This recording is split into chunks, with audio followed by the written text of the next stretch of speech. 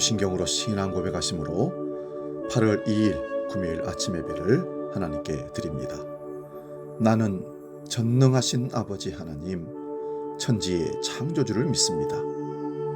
나는 그의 유일하신 아들, 우리 주 예수 그리스도를 믿습니다.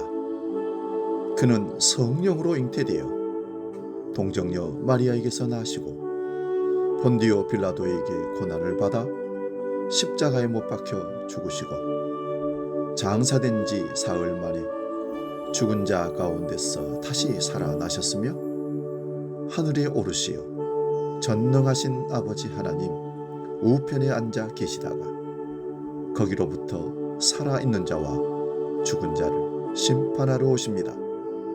나는 성령을 믿으며 거룩한 공교회와 성도의 교제와 죄를 용서받는 것과 몸의 부활과 영생을 믿습니다. 아멘.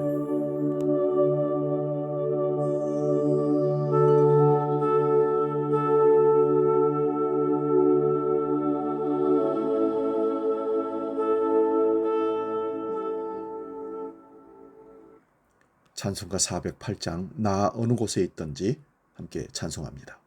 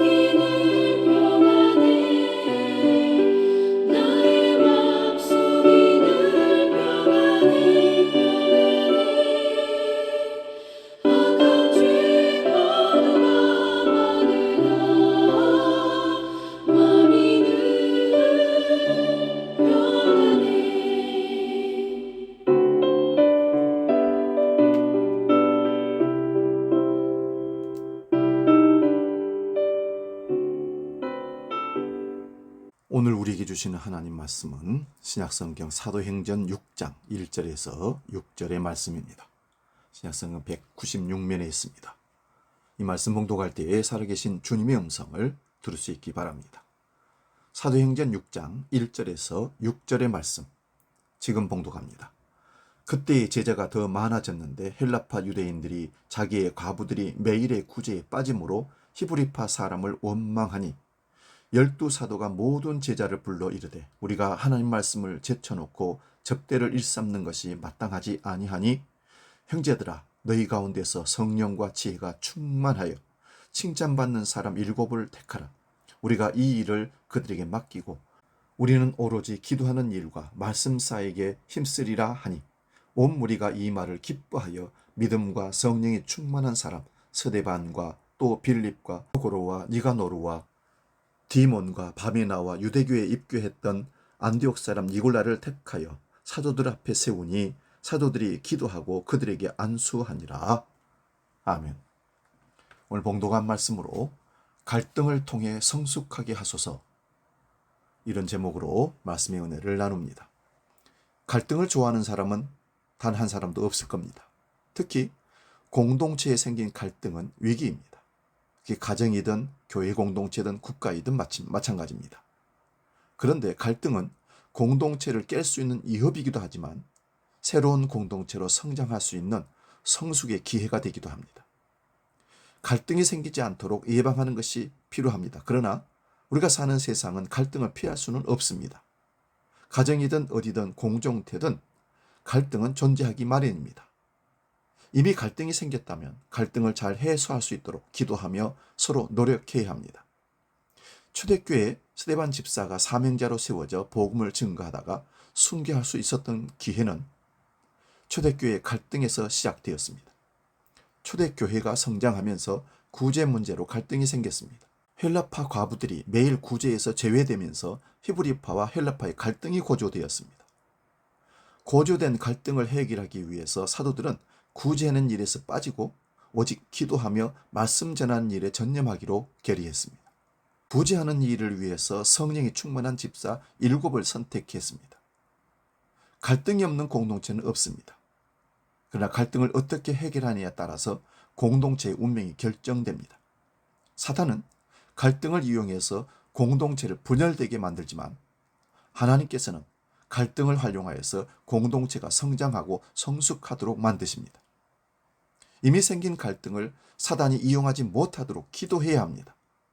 갈등을 통해서도 일하시는 하나님을 신뢰해야 합니다. 갈등을 통해 일꾼으로 세워진 스데반 집사는 자신을 모함하고 죽이는 사람들과의 갈등에 반응하지 않고 오직 하나님께 반응하며 복음을 전했습니다. 만일 사람들과의 갈등에 반응했다면 사탄이 갈등을 이용했을 것입니다. 억울함과 분노에 빠지게 되었을 것입니다. 상대방을 미워하며 죽이려 했을 것입니다. 갈등을 통해서도 합력하여 선을 이루시는 하나님을 신뢰할 수 있기를 기도합니다. 사랑하는 여러분, 갈등을 경험할 때마다 자기가 속한 공동체를 원망하거나 부정적으로 생각하기 쉽습니다. 그러나 갈등이 없는 공동체를 이상적인 공동체로 생각하면 절대 안 됩니다. 스카펙이라는 사람은 갈등 없는 공동체는 유사 공동체에 불과하다 말했습니다. 진정한 공동체는 갈등이 있을 때 그것을 인정하고 극복해 나갑니다. 성숙은 바로 이런 공동체에서 이루어지기 때문입니다. 성령 충만했던 초대교회 성도들 사이에도 심각한 갈등이 있었던 것을 생각하면 현재 우리 사회 교회나 직장이나 가정 안에 갈등이 있는 것은 너무 당연한 일인 것입니다. 초대교회도 그런 갈등의 과정을 통해서 성장했고 특히 지도자들이 성장할 수 있었던 것을 보면 현재 우리의 일터에서 겪는 숱한 갈등도 긍정적으로 볼 수 있을 것입니다. 상황이 암울하고 어렵더라도 긍정적으로 생각하는 것이 매우 중요합니다.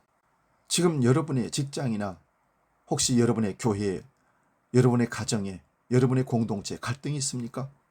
그것 때문에 속이 상할 수 있습니다. 사람들에게 실망할 수도 있습니다. 그러나 그럴 때마다 성령의 역사가 있었던 예루살렘 교회에서도 별것 아닌 문제로 생긴 갈등으로 오히려 더욱 성숙한 공동체가 되었던 점을 기억합시다.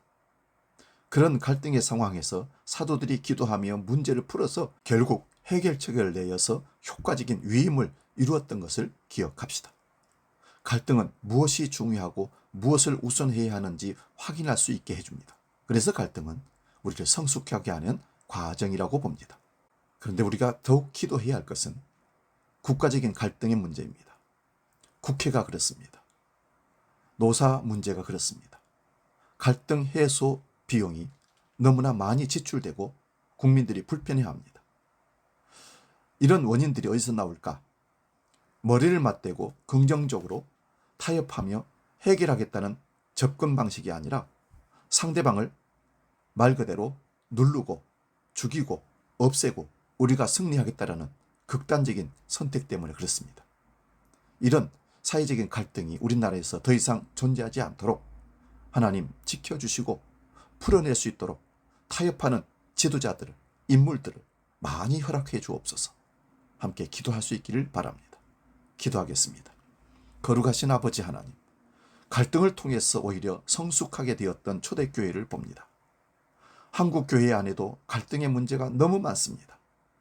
그러나 잘못된 갈등, 있어서는 안 될 갈등들은 제거해 주시고 진정한 갈등을 통해서 오히려 성숙하고 화해하고 합력하여서 선을 이루는 아름다운 갈등을 우리가 해결할 수 있도록 주님 지혜를 믿음을 더하여 주옵소서.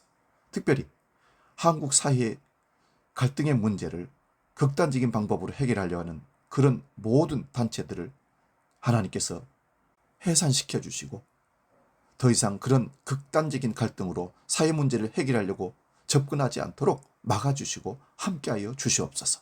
특히 정치 집단이 그렇습니다. 회사 노사 관계가 그렇습니다. 주여, 이 모든 것들을 주 안에서 믿음 안에서 해결할 수 있도록 주님 지혜를 더하여 주시옵소서. 이제 주기도록 기도합니다. 하늘에 계신 우리 아버지, 아버지의 이름을 거룩하게 하시며 아버지의 나라가 오게 하시며 아버지의 뜻이 하늘에서와 같이 땅에서도 이루어지게 하소서. 오늘 우리에게 일용할 양식을 주시고 우리가 우리에게 잘못한 사람을 용서하여 준 것 같이 우리 죄를 용서하여 주시고 우리를 시험에 빠지지 않게 하시고 악에서 구하소서. 나라와 권능과 영광이 영원히 아버지의 것입니다. 아멘.